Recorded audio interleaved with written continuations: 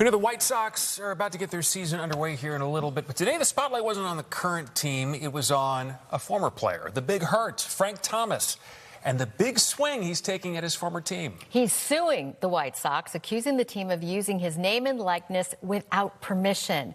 So what's involved in this case? Let's turn to our Charlie Wojciechowski. He's live at Guaranteed Rate Field tonight with more. Charlie? Allison, the terms of the case are relatively simple. Frank Thomas, I should say, is alleging that the White Sox are making money by using his name and his number. Now, this also exposes a growing rift between the team and its most famous player.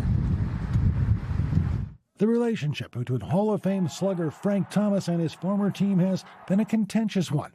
Now it has turned litigious. The reason?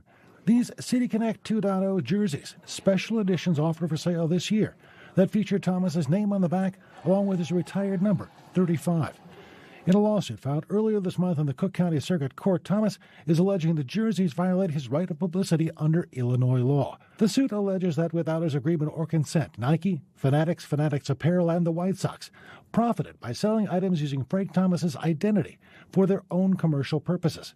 That, Thomas says, resulted in a loss of licensing revenue and economic value associated with controlling the commercial use of his name and likeness. Fans' reaction to the lawsuit are mixed. I agree. I think that if he's a part and that's his brand, his last name. It's like Michael Jordan saying you can't wear my jersey. Like, that's insane, you know? I think he's entitled to his name, and with all the NIL and name and likeness stuff, I think he's entitled to that money. Tensions between Thomas and the Sox took a turn this year when he was left off a Black History Month list of firsts for the White Sox organization. Thomas responded this way.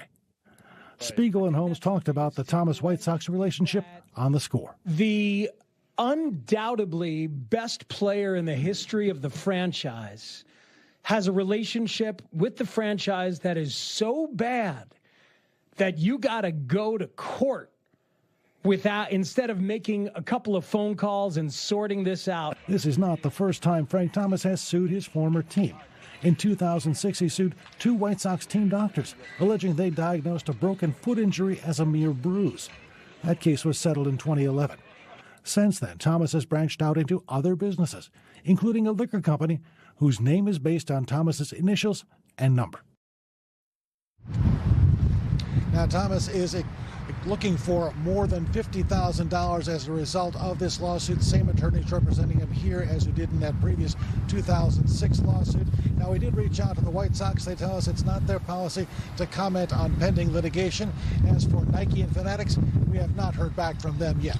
Reporting live at the Rate Field, Charlie Wojciechowski, NBC 5 News. Back to you. Charlie, thank you.